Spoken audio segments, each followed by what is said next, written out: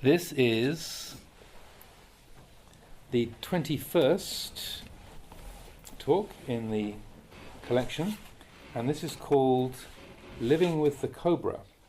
And this is a little talk that Ajahn Chah gave to a woman called Marjorie Still, an Englishwoman, an elderly Englishwoman, and it was a final instruction being given to her, and she spent a couple of months at Wat Pah Nanachat in 1978. Beginning of 1979, and I was there for this one. Living with the Cobra. This short talk is for the benefit of a new disciple who will soon be returning to London. May it serve to help you understand the teaching that you studied here at Wat Pah Pong. Most simply, this is the practice to be free of suffering in the cycle of birth and death. In order to do this practice, remember to regard all the various activities of mind, all those you like and all those you dislike, in the same way as you would regard a cobra. The cobra is an extremely poisonous snake, poisonous enough to cause death if it should bite us. And so it is with our moods also. The moods that we like are poisonous. The moods that we dislike are also poisonous. They prevent our minds from being free, and they hinder our understanding of the truth, as it was taught by the Buddha. Thus it's necessary to try to maintain our mindfulness throughout the day and night. Whatever you may be doing, be it standing, sitting, lying down, speaking, or whatever, you should do with mindfulness. When you're able to establish this mindfulness, you'll find that there will arise clear comprehension associated with it, and these two conditions will bring about wisdom. Thus mindfulness, clear comprehension, and wisdom will work together, and you'll be like one who is awake both day and night.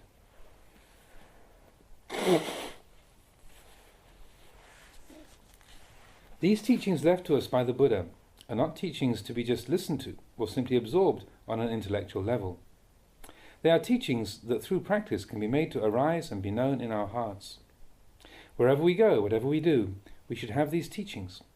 And what we mean by to have these teachings, or to have the truth, is that whatever we do or say with wisdom.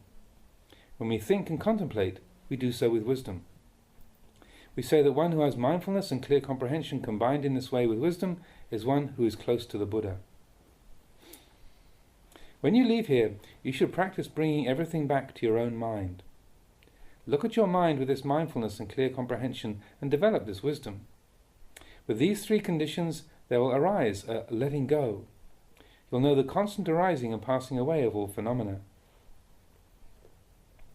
You should know that that which is arising and passing away is only the activity of mind. When something arises, it passes away, and is followed by further arising and passing away. In the way of Dhamma, we call this arising and passing away birth and death. And this is everything. This is all there is. When suffering has arisen, it passes away, and when it has passed away, suffering arises again. There's just suffering arising and passing away. When you see this much, you'll be able to know constantly this arising and passing away. When your knowing is constant, you'll see that this is really all there is. Everything is just birth and death.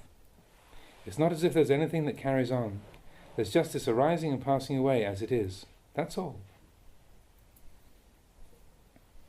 This kind of seeing will give rise to a tranquil feeling of dispassion towards the world. Such a feeling arises when we see that actually there is nothing worth wanting. There's only arising and passing away, a being born followed by a dying. This is when the mind arrives at letting go, letting everything go according to its own nature. Things arise and pass away in our mind, and we know. When happiness arises, we know. When dissatisfaction arises, we know. And this knowing happiness means that we don't identify with it as being ours.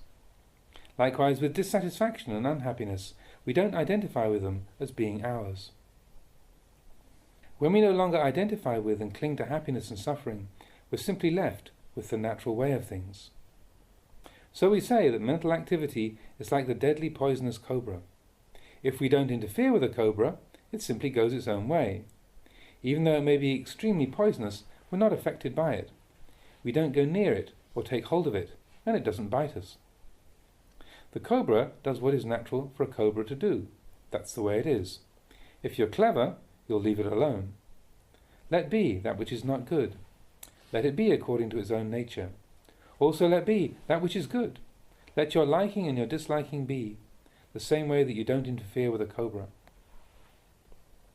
So, one who is intelligent will have this kind of attitude towards the various moods that arise in the mind. When goodness arises, we let it be good, but we know also. We understand its nature. So too, we let be the not good. We let it be according to its nature. We don't take hold of it because we don't want anything. We don't want evil, neither do we want good. We want neither heaviness nor lightness, happiness nor suffering. When, in this way, our wanting is at an end, peace is firmly established. When we have this kind of peace established in our minds, we can depend on it. This peace, we say, has arisen out of confusion. Confusion has ended. The Buddha called the attainment of final enlightenment an extinguishing. In the same way that a fire is extinguished, we extinguish fire at the place at which it appears. Wherever it's hot, that's where we can make it cool. And so it is with enlightenment. Nibbana is found in samsara. Enlightenment and delusion exist in the same place, just as do hot and cold. It's hot where it was cold, and cold where it was hot. When heat arises, the coolness disappears, and when there's coolness, there's no more heat. In this way, Nibbana and samsara are the same. We're told to put an end to samsara, which means to stop the ever-turning cycle of confusion. This putting an end to confusion is extinguishing the fire. When external fire is extinguished, there is coolness. When the internal fires of sensual craving, aversion and delusion are put out, this is coolness also. This is the nature of enlightenment. It's the extinguishing of fire, the cooling of that which was hot. This is peace. This is the end of samsara, the cycle of birth and death. When you arrive at enlightenment, this is how it is. It's an ending of the ever-turning and ever-changing, an ending of greed, aversion and delusion in our minds. We talk about it in terms of happiness because this is how worldly people understand the ideal to be, but in reality, it has gone beyond. It is beyond both happiness and suffering. It's perfect peace. So, as you go, you should take this teaching which I've given you and contemplate it carefully. Your stay here hasn't been easy, and I've had little opportunity to give you instruction, but in this time you've been able to study the real meaning of our practice. May this practice lead you to happiness. May it help you to grow in truth. May you be freed from the suffering of birth and death.